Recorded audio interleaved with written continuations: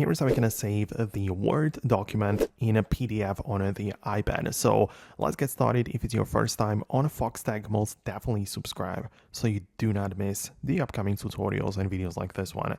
So first of all, it depends on where the document is. A lot of people use, for example, the Google Documents.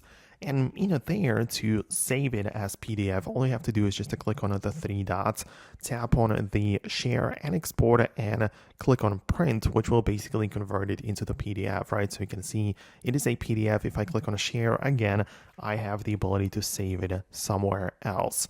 But that's obviously just one of the options.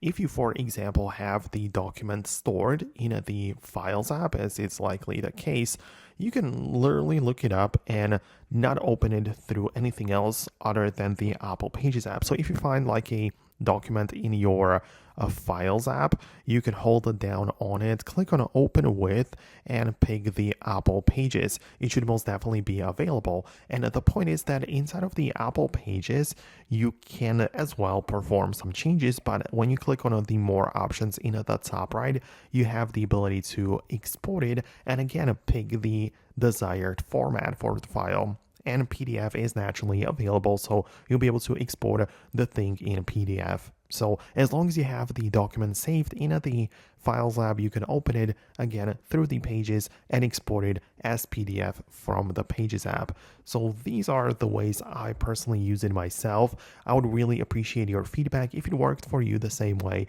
just hit the thumbs up to let me know, and hopefully I'll get to see you later in the upcoming tutorials as well.